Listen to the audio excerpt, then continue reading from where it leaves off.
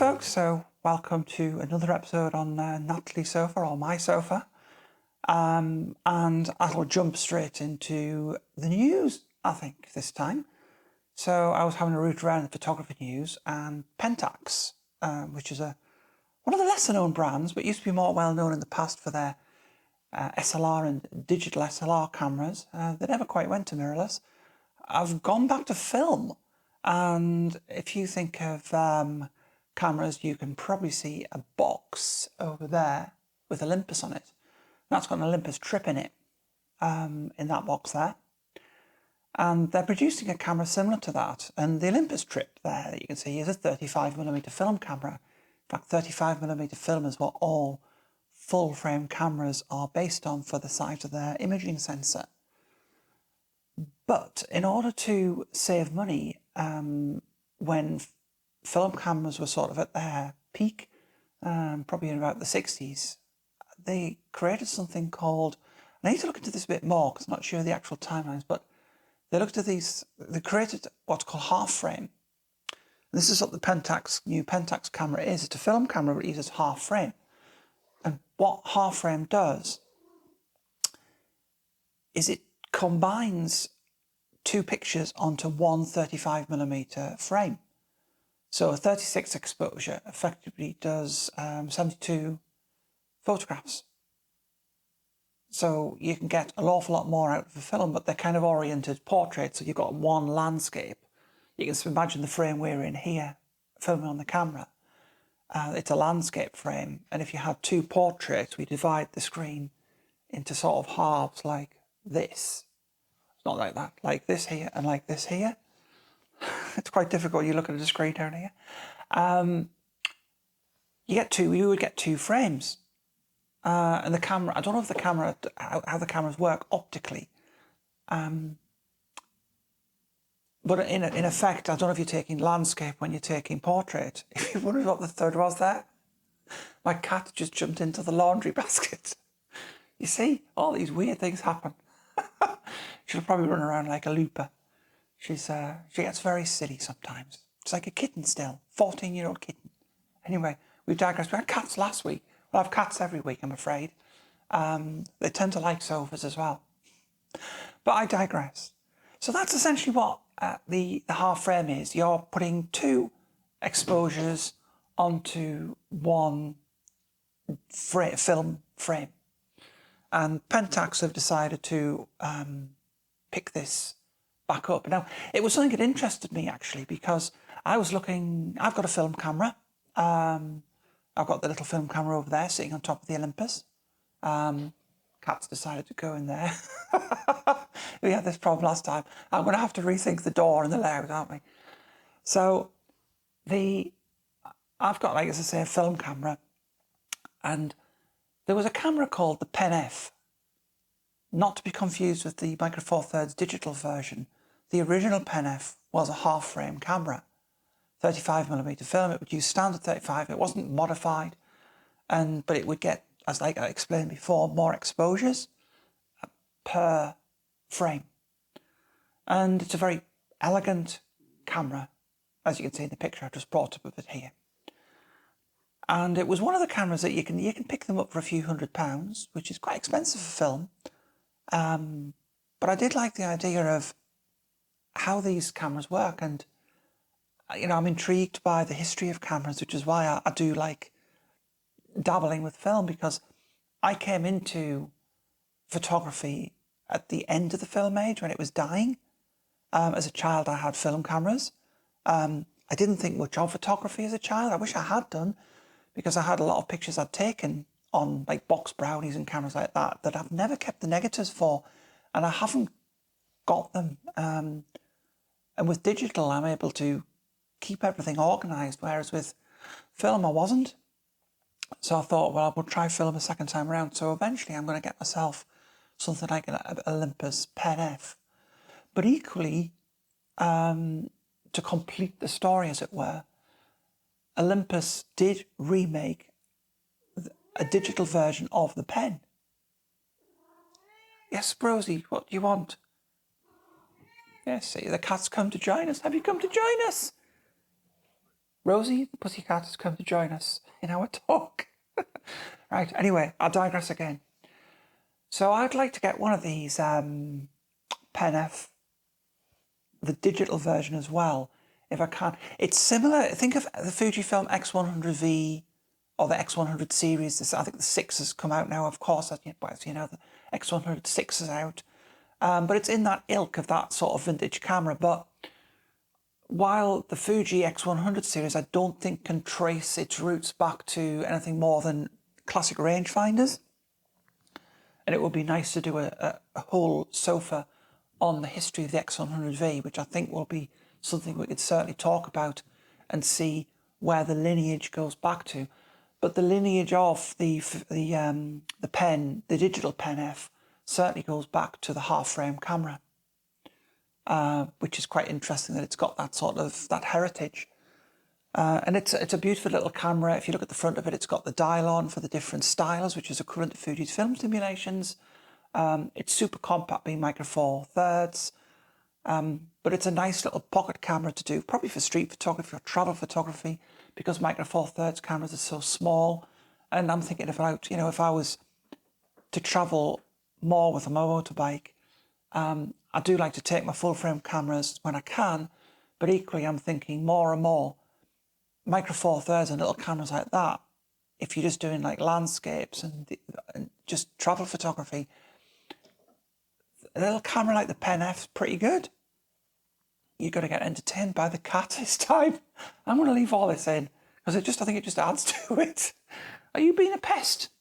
Are you being the star of the show or a pest?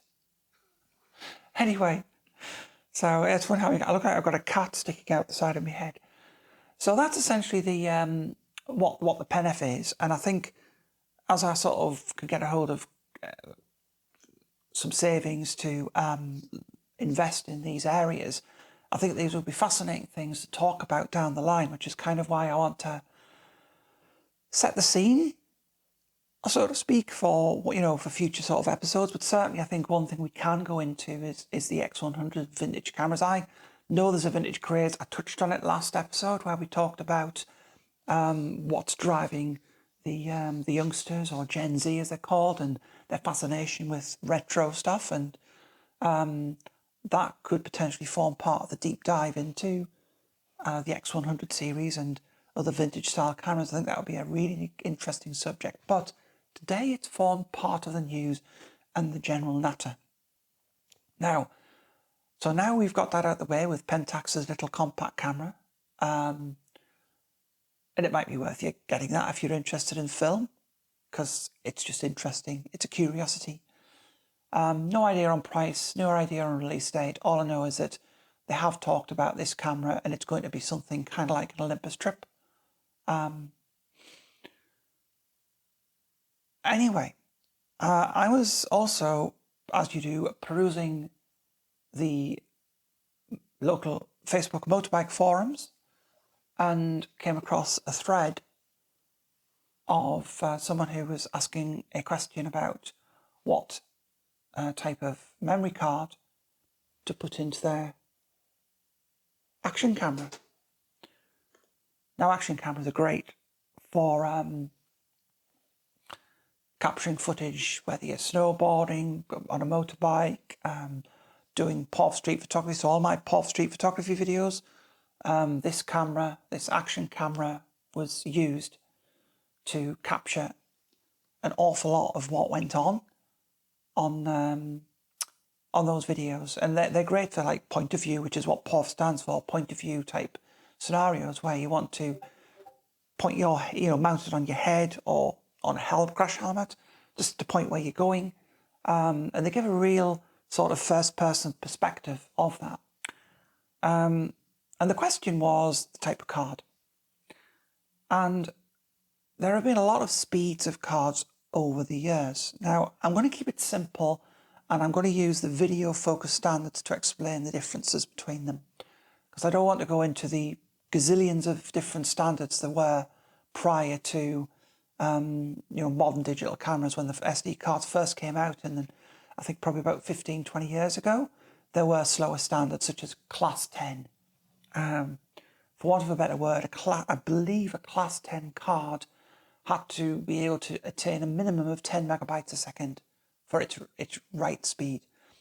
And generally speaking, with SD cards, the speed rating pertains to the minimum sustained write speed. But there are two flavors of cards. Well, there are two sizes as well. We have micro SD and standard SD. And there are SD cards, and then I think there's XHSD card, which is the faster variety. But again, really all cards are the faster type and the larger capacity. It's not the speed actually, it's the capacity. Once they went over, I think, 4 gigabytes of capacity, then they got the XDS X. They start with an X basically. I can't remember what it was. I'd have to nick a card out or something. I'll put one on the screen so you can see the comparison of the card. But suffice to say, they're just shortened or abbreviated to SD cards because they're all essentially the same now, apart from their speed ratings and the interface they have. Now, the two types are UHS 1 and UHS 2. UHS 2 is the card that's in the camera I'm using now. Again, we're on the Lumix S5 S2X, and it's using a UHS 2 card, which is rated at V90.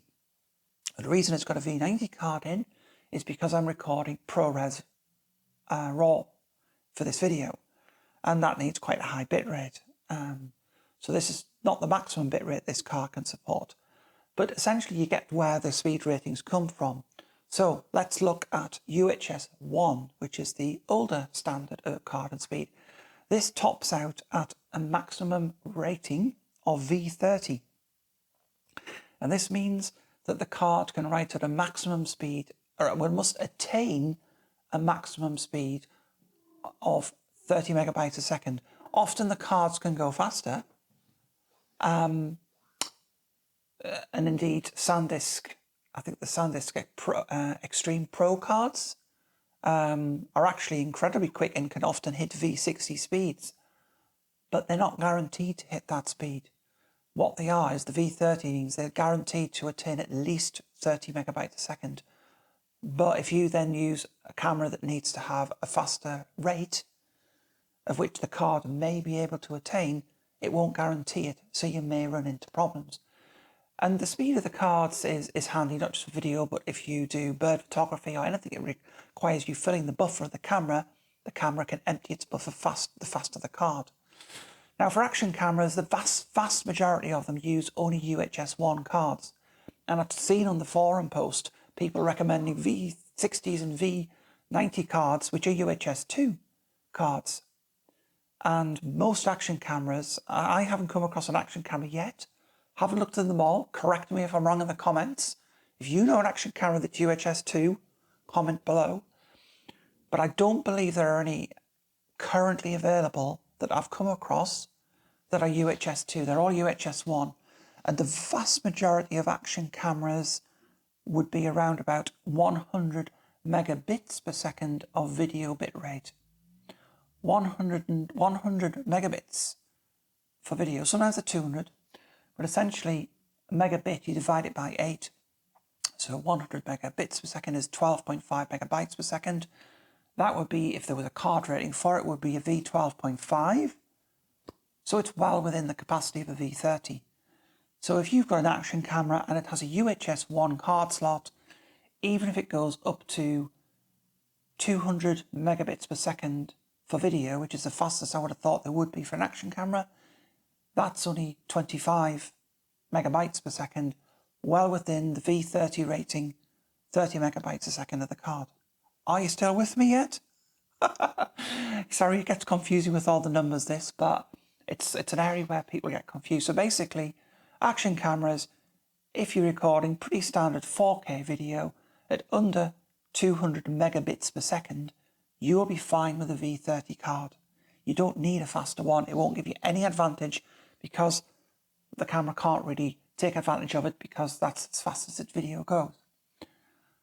And the only advantage is if you research your cards and get something like a SanDisk Extreme Pro, which can actually write a little bit faster than V30, and it reads very quickly, which means that the read speeds are often faster, so you can download your video files more quickly. Now, if you've got a camera like we're recording on, the Lumix S5 IIX, or like I say, if somebody's found an action camera, I'd love it if you could find one, I haven't looked at all of them, that has a UHS 2 card. This is where the V60 and the V90 cards come in.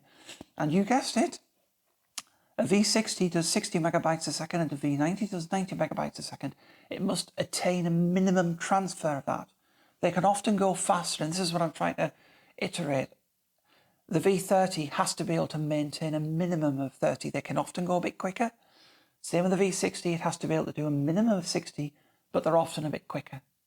So the V90 card I've got in here is a Transcend, and the Transcend are actually rated quite well, and actually, although they're V90, I think can often do, about 120 to 150. They're incredibly quick cards for their raw speed. So they're a little bit quicker than what the rating is. And I can't remember what the theoretical maximum is for a UHS 1 slot. I did know. I think it's about 450, 500 megabits a second. I think I might be wrong. I'll have to check that. I'll remember to pop it up on the screen around about now so you can see what it is, the fastest a UHS 1 can go. And I'll put the UHS 2 speed on here as well, so you can see how fast they go. So V60s and V90s are UHS 2 cards, and you have to have a camera that's capable of using UHS 2. So it's no good somebody telling you, you need a UHS 2 card, because a UHS 2 card will work in a UHS 1 slot. Now you can tell the card very easily because a UHS 2 card has 2 rows of contacts on it, whereas a UHS 1 has 1 row of contacts on the other side. Like the gold contacts, the copper contacts, or the gold contacts for connecting to the camera once they're plugged in. And that's how you can easily tell them without even looking at the description on them. And again, as a photographer, if you can take advantage of UHS 2 cards, a V60 and a V90, even if you don't need it for video, again, it's very good for emptying your buffer. So I tend to use V90 cards for photography as well, because when I'm doing burst shooting, it'll empty my buffer on my camera very, very quickly. Whereas if you've got a V30 card in, which is easily fast enough to keep up with the camera for writing to it, it'll not keep up with the buffer. And if your buffer fills up quickly, then you're waiting longer. So it's if you want to fire off bursts and your camera hasn't got a very high burst rate, if you have UHS 2 cards in, that's where it can be quite a big advantage to use them. So I hope that explains a bit about the SD cards, because I wanted to clear that up, and I'd sort of seen that, and I thought it was perfect to talk about on here. And I just wanted to keep it short and sweet today, so that about wraps up today's episode. We finally got some sunlight because it's been pouring with rain all day. Local roads are flooded as well, so glad I was able to work from home. So we'll do another episode next week. No idea what it'll be yet, but I've already suggested some ideas. So again, if you enjoyed this video and you got value out of it, please do click the like button, subscribe to the channel if you're not subscribed, and click that little bell so you get notified of the next sofa episode. And I will catch you all very soon. Bye.